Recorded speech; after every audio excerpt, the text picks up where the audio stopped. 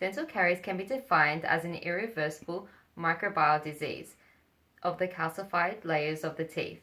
It is caused by demineralization and destruction of the organic substance of the tooth, therefore causing cavitation.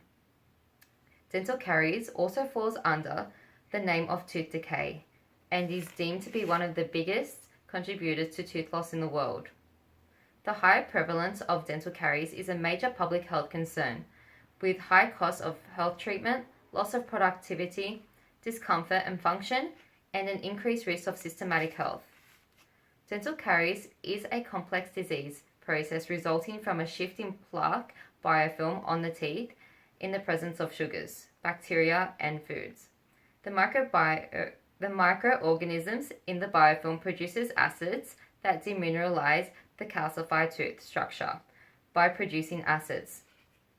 The process of demineralization, furthermore, continues to destroy the tooth enamel and layers till a cavity is formed.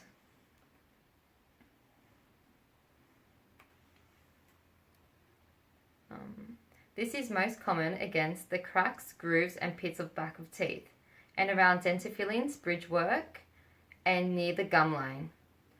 If untreated, the caries process may affect dental pulp, tooth center, and also the nerves, resulting in pain and discomfort. Dental caries is associated with both diabetes and cardiovascular disease. According to Erickson's study, there has been various studies identifying the association between the three. Due to its high association, there is a public health imperative and implement intervention programs for diabetes to minimize the risk of dental caries.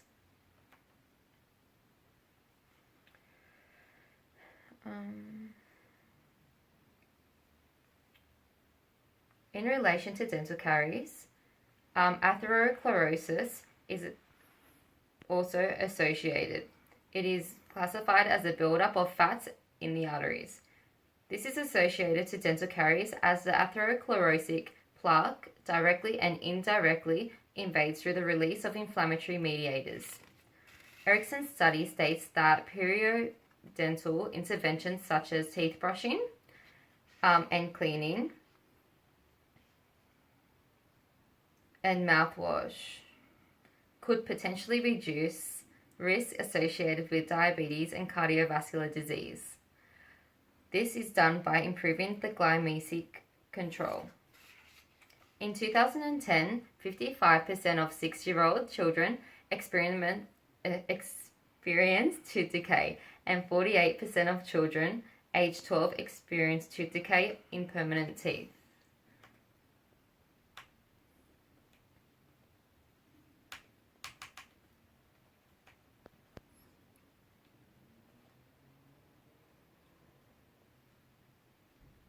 In 2013, 44% of adults aged 18 had regular dental checkups, which decreased early intervention prevention. According to the Australian Institute of Health and Welfare, in 2013, about 44% of people in the West had private health cover. This signifies the strong association of low socioeconomic status, poor income, and educational determinants that result in high-risk individuals. According to Chi's study, the strongest determinant of caries in children was low SES and inadequate access to food shortages or increased fermental carbohydrate intakes.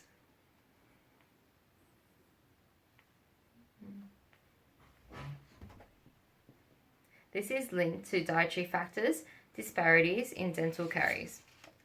According to the Australian Institute of Health and Welfare, dental caries are more common amongst females than males. This can also be linked to the social determinants of health. The process of tooth decay is formed from improperly maintaining and cleaning dental hygiene. This includes brushing, flossing, using mouthwash, and the occasional checkups. When poorly maintained, the compilation of plaque attacks the minerals of the teeth, wearing the enamel. It is then followed with tooth decay and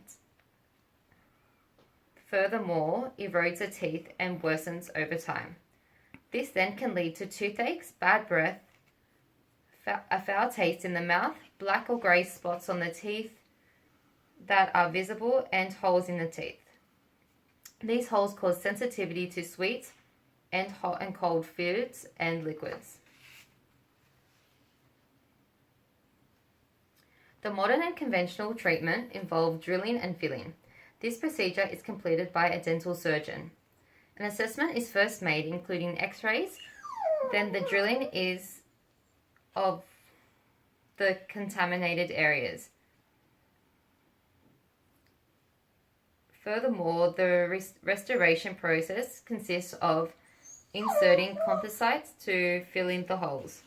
Other treatments used also include fluoride, crowns, root canals, or extractions of the tooth, dependent on the severity. Prevention and early detection is significant to prevent a high cost expense for fixture and further destruction of the teeth.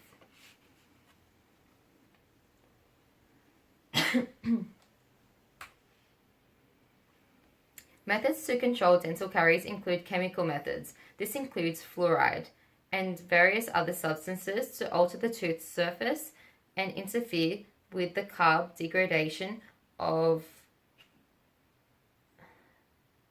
health. Fluorides that are found systematically include tap water, tablets, and drops. Otherwise can be found topically through mouth rinse or professionally applied or dentrifiers. So over here we do have the systematic stuff like tap water, salt and milk fluoridization, and fluoride tablets and drops. Topically, it can be professionally or self-applied, dentrifiers, mouth rinse, and varnish and gels. So over here we do have another image of tap water, the tablets, the forms of having fluoride. That will assist with minimizing the risk of cavities. Another method that's included is nutrition. Individuals should restrict and limit refined carb intakes and refined sugars between meals. High recommendations of consuming fibrous foods is also highly recommended. These foods also should be high in phosphate. Liquids consumed should also consist of tap water, green and black tea. In addition, dependent on the severity, mechanical methods such as pit and fixture sealants, interdental cleaning aids such as floss or brushing, and salivary stimulants can be recommended. Over here we have the risk factors of dental caries. These include physical, biological, environmental and behavioral factors, as well as lifestyle factors such as the high numbers of bacteria, inadequate salivary flow, poor oral hygiene, poor choice in quality foods such as refined sugars, refined carbohydrates, poverty and low SES.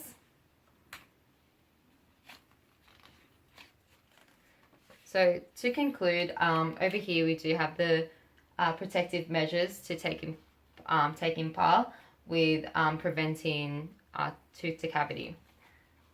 Over here we've got making sure you brush your teeth with fluoride toothpaste. This also includes mouthwash. We have minimizing sugar consumption or subsidizing sugar with fruit, vegetables or cheese. Flossing in between all teeth adequately. Practice good oral hygiene. Choosing healthy snacks like fruit, like I said before, which are generally high in phosphates. Chewing sugarless gum. Not smoking or consuming sugar drinks such as alcohol or soft drink. Ensuring that we don't take illicit drugs, as that also increases risk of tooth loss and decay. And ensuring that children in particular have dental assessment checks every 2 years. Drink plenty of water because water, as we spoke about earlier, contains fluoride. Brushing teeth within an hour after consumption of sugar drinks or refined carb foods. All diseases associated with poor eating and minimal physical activity also correlate with dental caries, as well as oral hygiene. Ensure individuals get dental checkups, like I said, in particularly children, as they need to be educated and assessed early to prevent further damage in the future. Thank you.